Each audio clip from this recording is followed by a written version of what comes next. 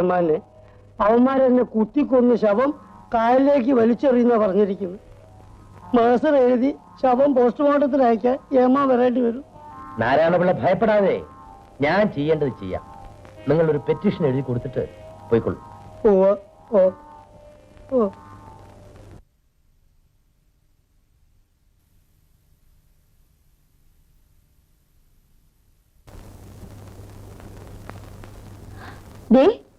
ഇന്ന് ഉത്സവമാണ്, നമുക്ക് പോണം.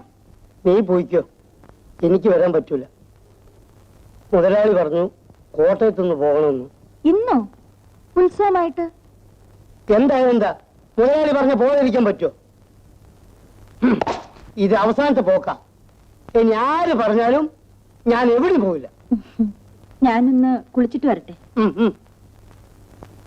ലളിതേ, ഉത്സവ പരിപാടിയുടെ നോട്ടീസ് എല്ലാം അച്ചടിച്ചു കൊടുത്തു പോയല്ലോ, പിന്നെ ഇപ്പൊ ഇങ്ങനെ പറഞ്ഞാലോ? നിങ്ങൾ എന്നോട് ചോദിച്ചിട്ടാണോ നോട്ടീസിൽ എന്റെ പേരിട്ടത്? നമ്മളൊക്കെ അങ്ങോട്ടും ഇങ്ങോട്ടും അറിയാവുന്ന ആളുകളല്ലേ. എല്ലാ വർഷവും ഉത്സവത്തിന് ലളിതയുടെ ഡാൻസ് ഉള്ളതാണല്ലോ, അതുകൊണ്ടാണ് ചോദിക്കാതെ പേര് വെച്ചത്. നിങ്ങൾ എന്ത് പറഞ്ഞാലും ശരി, ഞാൻ ഈ വർഷം ഡാൻസ് ചെയ്യുന്നില്ല. കഴിഞ്ഞ വർഷം ഉത്സവത്തിനെല്ലാം എന്റെ ചേട്ടനും ഉണ്ടായിരുന്നു. ഇപ്പൊ സ്ഥിതി നിങ്ങൾക്കറിയാമല്ലോ. അമ്മേ, ഞങ്ങൾ എത്ര പറഞ്ഞിട്ടും ലളിത പരിപാടിയിൽ പങ്കെടുക്കുന്നില്ലെന്നാ പറയുന്നത്. ഡാൻസ് നടന്നില്ലെങ്കിൽ ഞങ്ങൾക്ക് തല പുറത്തു കാണിക്കാൻ പറ്റില്ല. ഇത് ഞങ്ങളുടെ അഭിമാനത്തിന്റെ പ്രശ്നമാണ്. അമ്മ ലളിതയോട് ഒന്ന് പറയണം. അവരെല്ലാരും കൂടി ഇത്രയൊക്കെ പറയുന്നില്ലേ മോളെ? നമുക്ക് പോകാം. നിങ്ങൾ ചെല്ലു, ഞങ്ങൾ വരാം. അല്ല ലളിതേ?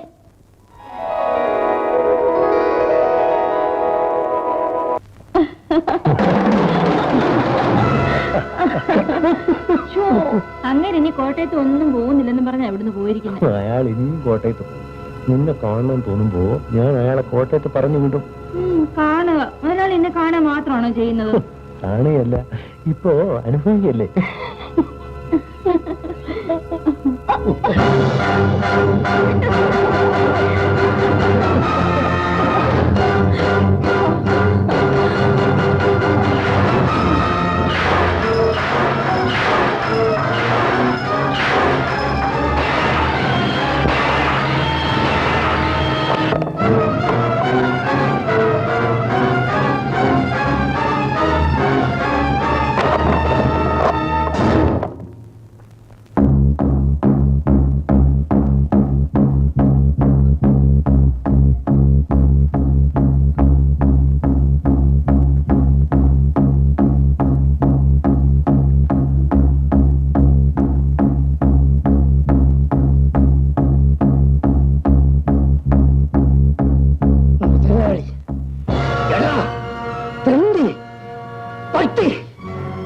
നിന്നെ ഞാൻ ദൈവത്തെ പോലെയാണടാ കരുതിയിരുന്നത്. ആ നീ എന്റെ വീട്ടിൽ നിനക്ക് വേണ്ടി ഞാൻ എന്തെല്ലാം ചെയ്തു. എന്നിട്ട് നിനക്ക് വേണ്ടിയല്ലേ തൊഴിലാളികളെ ദ്രോഹിച്ചത്? നീ എന്നെ കൊണ്ട് പോലീസുകാരനെ കൊല്ലിച്ചില്ലേ? നീയാണ് അതൊക്കെ ചെയ്യിച്ചെന്ന് ഞാൻ പോലീസിനോട് പറയാൻ പോകും. നാടല്ലേ, എന്തുണ്ടെങ്കിലും നമുക്ക് പറഞ്ഞു തീർക്കാമല്ലോ. നിങ്ങൾ വാ. തുടരുത് തന്നെ.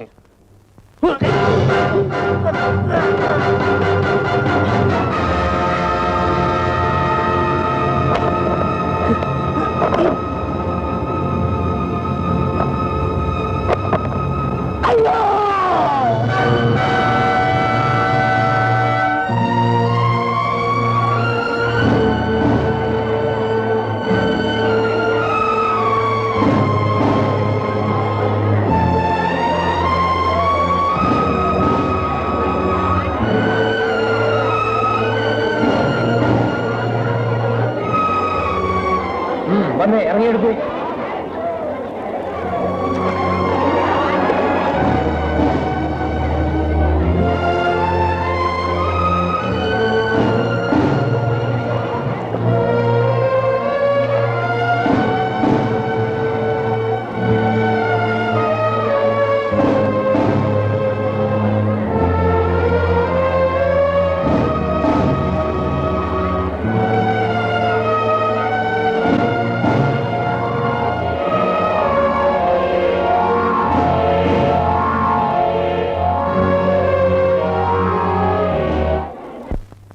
നെഞ്ചിലെ മുറിവിന് 3.5 ഇഞ്ച് നീളമുണ്ടെന്നാണ് പോസ്റ്റ്മോർട്ടം റിപ്പോർട്ടിൽ പറയുന്നത്. ഒറ്റ കുത്തിന് കൊന്നിരിക്കുന്നു. ഗോപിയും തങ്കപ്പനും കൂടിയാണ് കൊന്നത്. എന്താ സംശയമുണ്ടോ? ഗോപിയും തങ്കപ്പനും നാരായണപിള്ളയെ കൊല്ലുമെന്ന് ഭീഷണിപ്പെടുത്തിയതായി അയാൾ ഒരു പെറ്റീഷൻ തന്നിരുന്നു. അവരെവിടങ്ങളിൽ തന്നെയുണ്ട്. നിങ്ങൾക്കിതുവരെ അവരെ പിടിക്കാൻ കഴിഞ്ഞില്ലല്ലോ. എനിക്ക് എല്ലാ തരത്തിലും വേണ്ടപ്പെട്ട ഒരാളാണ് നഷ്ടപ്പെട്ടത്. അവരിനി പിടിക്കും തന്നെയായിരിക്കും. എന്റെ രക്ഷ ഞാൻ നോക്കണ്ടേ? അതിനു വേണ്ടിയാണ് ഈ തോക്ക്.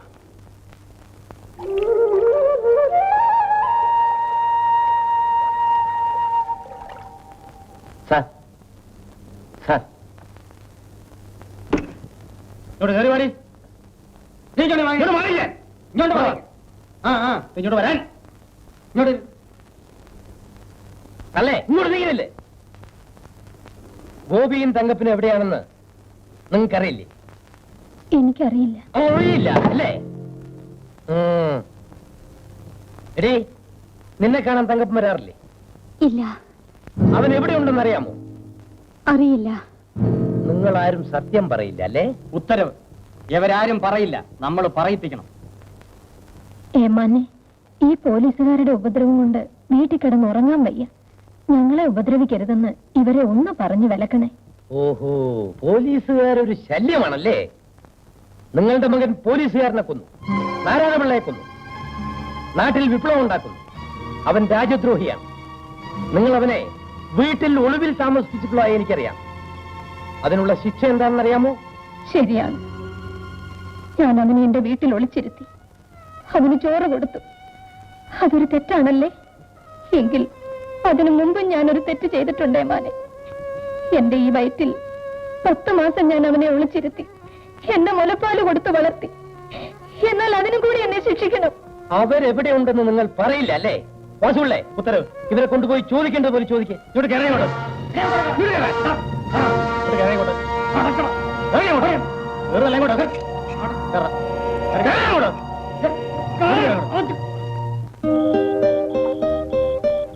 അമ്മയെയും അവർ തല്ലിയല്ലേ? എല്ലാരെയും തല്ലി. ചെയ്യാത്ത കുറ്റത്തിനാണ് ഞാൻ ശിക്ഷ പേടിച്ചോടുന്നത്. കുറ്റം ചെയ്തിട്ടുള്ളിൽ കഴിയും. മുതലാളിയെ കൊല്ലണം. വേണ്ട ഗോപി, വേണ്ട. അങ്ങനെ ചിന്തിക്കരുത്. എന്നെ സ്വീകരിക്കാൻ ജയിലിന്റെ വാതിൽ തുറന്നു കിടക്കുകയാണ്, അല്ലെങ്കിൽ മരണത്തിന്റെ വാതിൽ.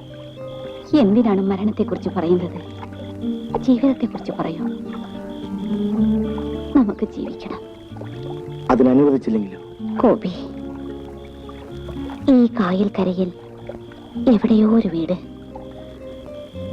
അതിന്റെ മുൻവശത്ത് മണ്ണെണ്ണ വിളക്കും കത്തിച്ചു വെച്ച് വാതിലും തുറന്നിട്ട് നിങ്ങൾക്കായി ഞാൻ കാത്തിരിക്കുന്നു. ഇതെന്റെ ഒരു സ്വപ്നമാണ്. നമുക്ക് സ്വപ്നങ്ങളേ ഉള്ളൂ. ജീവിതം കൈമോശം വന്നു പോയി.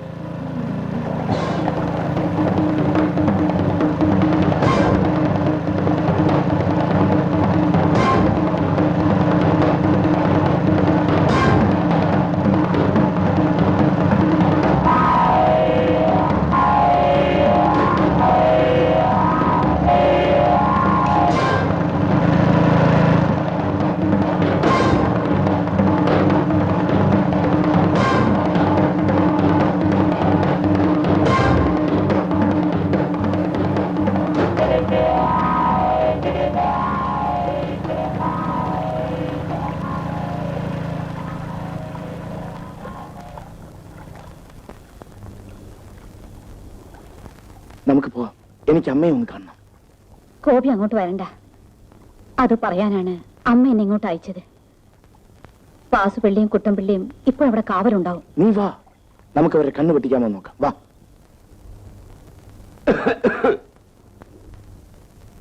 ആരാ അത്? ഞങ്ങളാ പോലീസുകാര്. മനസ്സിലായി. ഉടുപ്പും തൊപ്പിയും കണ്ടാൽ അറിയാം പോലീസുകാരാണെന്ന്. പ്രത്യേകം പറയണ്ട. നിന്നെ ഇന്ന് സ്റ്റേഷനിൽ കെട്ടി ഓവറാൾ ചെയ്ത് വിട്ടതല്ലേ? എന്നിട്ട് നിന്റെ തണ്ട് കുറഞ്ഞില്ലേ? ഇനി അത് കുറയില്ല, കൂടുകയേ ഉള്ളൂ. നിങ്ങൾ കൊണ്ടേ തല്ലിയപ്പം അതിന്റെ വേദന ഇത്രേ ഉള്ളൂ എന്ന് മനസ്സിലായി. ഒരു ബീഡിയും ചുണ്ട. എന്നാ ഞാൻ പോയി ഒരു ചായ കുടിച്ചിട്ട് വരാം. ഞാനും വരാം, എനിക്കും കുടിക്കണം. എടോ, നമ്മൾ രണ്ടുപേരും കൂടി പോയാലേ നമ്മൾ തിരിച്ചു വരുന്നതിന് മുമ്പ് അവന്മാർ ഇവിടെ വന്നിട്ട് പോകും. അതുകൊണ്ട് താനിവിടെ ഇരി, ഞാൻ പോയി വന്നിട്ട് തനക്ക് പോകാം. ഞാൻ തനിച്ചിവിടെ ഇരിക്കുന്ന കാര്യം അവന്മാര് വരുമ്പോ ഞാൻ ഒറ്റയ്ക്കാണെങ്കിൽ എന്താ കുഴപ്പം? ചേട്ടൻ ഒന്ന് ആലോചിച്ച് നോക്ക്. എന്താ ആലോചിക്കാനടോ? അല്ല, ചേട്ടൻ ഒന്ന് ആലോചിച്ച് നോക്ക്. ശരിയാ. ചേട്ടനും ഒറ്റയ്ക്കാ ചായ കുടിക്കാൻ പോകുന്നത്? ഒറ്റയ്ക്കാണല്ലേ? ആ, താനും വാ. ഞാനും വരാം. ഞാനല്ല.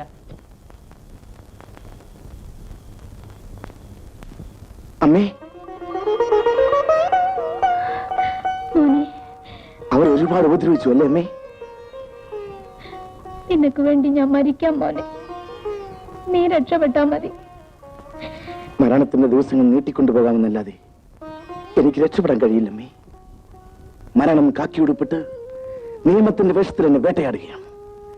അവരെന്നെ പിടിക്കുന്നതിന് മുമ്പ് എന്നെ ഈ നിലയിലാക്കിയവനോട് ഞാൻ പകരം ചോദിക്കും. അമ്മയ്ക്കും പേടിയായിരുന്നു മോനെ. നീ തൊഴിലാളികൾക്ക് വേണ്ടി യൂണിയൻ ഉണ്ടാക്കിയപ്പോ അതെന്തോ വേണ്ടാത്ത കാര്യമാണെന്ന് എനിക്ക് തോന്നി. ഇപ്പോ എനിക്കെല്ലാം മനസ്സിലായി. നീ ചെയ്യുന്നത് നല്ല കാര്യമാണ്. നീ എപ്പോഴും പാവപ്പെട്ടവരുടെ കൂടെ ഉണ്ടായിരിക്കണം. അവർക്ക് വേണ്ടി നീ മരിക്കണം. മോൻ പൊയ്ക്കോ. എപ്പോഴാ കാലന്മാര് വരുന്നെന്ന് അറിഞ്ഞുകൂടാ. മുതലാളി ഇതിലെ വരുമ്പോ ഞാൻ ഒളിച്ചിരുന്ന് കല്ല് പെറുക്കിയറിയും. മോനോടെ മാവും പോട്ടെ. മോനെ, എനിക്കിനി നിന്നെ കാണാൻ കഴിഞ്ഞില്ലെങ്കിലോ?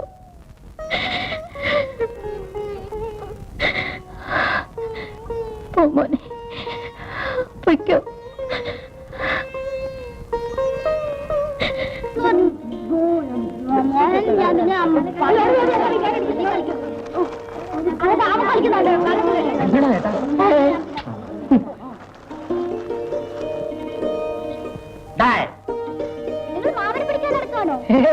ഞങ്ങൾ പിടിച്ചോണ്ട് പോകുന്നില്ല. ഞങ്ങൾക്ക് നിന്റെ മാമനെ ഒന്ന് കണ്ടാ മാത്രം മതി. ഞാൻ കാണിച്ചു തരട്ടെ? രണ്ടുപേരും ഉണ്ടോ? തങ്കപ്പനും ഉണ്ടോ? ഒന്ന് കൊണ്ടാ കാണിച്ചോ? രണ്ടുപേരും ഉണ്ട്, ഒളിച്ചിരിക്കുക. എവിടെ മോനെ കാണിച്ചതാ? മിഠായി മേടിക്കാൻ കാശ് തരാം. കാശുതാ. കാശ് കൊടുറേ. എന്റെ കാശില്ല. ഇവനെന്ത് ദരിദ്രവാസിയടാ. കാണിച്ച ദേ ആ വള്ളത്തിലുണ്ട്.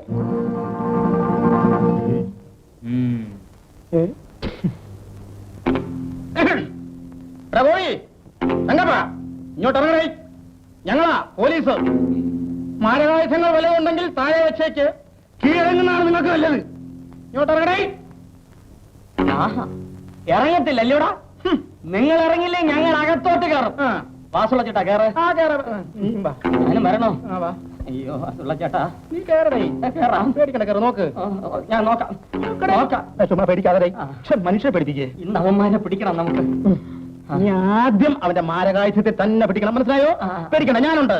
പിന്നെ കൊള്ളാം. ഇവിടെ ആരെയും കാണുന്നില്ലല്ലോ വാസുള്ള ചേട്ടാ. ശരി, ആരെയും കാണുന്നില്ലല്ലോ. ഒരുപക്ഷെ അവന്മാര് വെള്ളത്തിൽ ചാടിയതായിരിക്കും. ശരിയാ. വെള്ളം പോകുന്നു. ചുമ്മാ തമാശ പറയാ ചേട്ടാ. ഈ നേരത്താണോ തമാശ പറയുന്നത്? വെള്ളം പോകുന്നു. വെള്ളമല്ലോ വെള്ളം. അയ്യോ അയ്യോ, കടലോട്ട് പോകുന്ന വെള്ളം പിടിക്കണേ. പിടിക്കാൻ വയ്യ.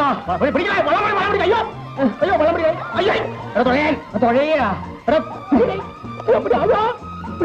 അയ്യോ കടലിലോട്ട് പോകുന്നേ. അയ്യോ ഇച്ചിരി വെള്ളം എന്താ? മുങ്ങുമ്പോ കുടിക്കാം. എന്നോട് പറയേണ്ട ഭാഷയല്ല. അയ്യോ ലാത്തി പോയി ചേട്ടാ. ലാത്തി പോയി എന്നെ കൊണ്ട്. അയ്യോ ഇനി കാലം കൊണ്ട് തുഴയാ. ഭവാനി, ഈ കേസിൽ നിന്ന് അവൻ തലയോരി പോരുമെന്ന് നീ വിശ്വസിക്കുന്നുണ്ടോ? ഇവിടെ നിന്നാൽ ഇവളെ ആര് കെട്ടിച്ചയക്കും? അവന്റെ പെങ്ങളാണെന്ന് അറിഞ്ഞാൽ ഇവളെ ആരെങ്കിലും കെട്ടുവോ? നിങ്ങൾ ഈ സ്ഥലം വിട്ടു പോകണം. അവന്റെ അമ്മയും പെങ്ങളുമാണെന്ന് അറിയാതെ ജീവിക്കണം. എന്നാലേ ഇവൾക്കൊരു ജീവിതം ഉണ്ടാവും. വേറെ എങ്ങോട്ടും പോകണമെന്നല്ലല്ലോ ഞാൻ പറയുന്നു. എന്റെ കൂടെ വരാനല്ലേ. നിങ്ങളുടെ എല്ലാ കാര്യങ്ങളും ഞാൻ നോക്കിക്കോളാം. എന്റെ കാര്യം ഓർത്തിട്ടാണോ? അതോർത്തിട്ട് അമ്മ പോവാതിരിക്കരുത്. നീയും ഞങ്ങളുടെ കൂടെ വാമോളെ. ഞാൻ വരുന്നില്ലമ്മേ. തങ്കപ്പനോ ഗോപിയേട്ടനോ വന്നാൽ ഇച്ചിരി കഞ്ഞി കൊടുക്കാൻ ആരുണ്ട്? അവരെ കാത്തിരിക്കാൻ ഇവിടെ ആരെങ്കിലും വേണ്ടേ അമ്മേ? ഭവാനി, നീ വരുന്നോ ഇല്ലയോ ഇപ്പൊ തീരുമാനിക്കണം. ഇവളുടെ ഭാവി ഓർത്താ ഞാൻ ഈ പറയുന്നു. ഞാൻ വരാൻ ചേട്ടാ. എന്നാ ഇനി സമയം താമസിക്കണ്ട, ഉടനെ പുറപ്പെടണം.